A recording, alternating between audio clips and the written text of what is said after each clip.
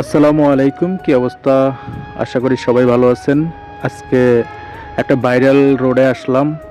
এই রোডের ভিডিওটা আমার পেজের মধ্যে এর আগে অনেকবার আপলোড করেছি, আর বন্যার সময় এখানের কি পরিস্থিতি ছিল সেটাও আপলোড করছি। তারপরে কিছুদিন আগে এখানের ভিডিও একটা আপলোড করছি, আর আজকের আরেকটা ভিডিও আপলোড করতেছি। তো এটা হচ্ছে আমাদের সবার পরিচিত এসি রোড।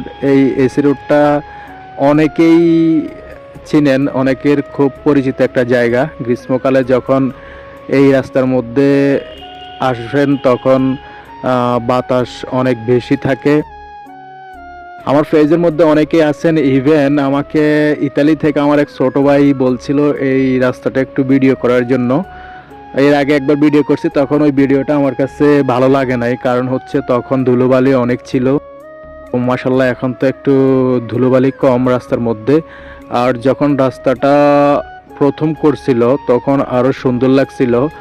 ক্ষেতের পাশের রাস্তা, যখন রাস্তার মধ্যে গ্রীষ্মকালে দাঁড়াইতাম তখন অনেক হাওয়া আসতো। তো এই কারণে আমি এবং আমাদের সাথে যারা সময় পেলে ওইখানে যাই আড্ডা দিত, ওরা সবাই মিলে একটা নাম দিছিল এসি রোড।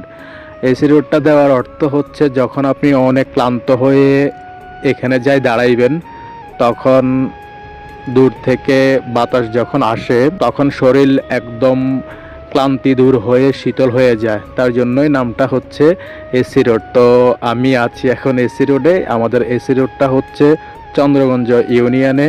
এটা হচ্ছে সাদারগড় দিয়ে আসি, দেওয়ানসার পরে এই রোডের ভিতর দিয়ে ঢুকলে আমাদের এসি রোডটা দেখা যাবে। ধন্যবাদ সবাইকে, ভালো থাকবেন। আসসালামু আলাইকুম।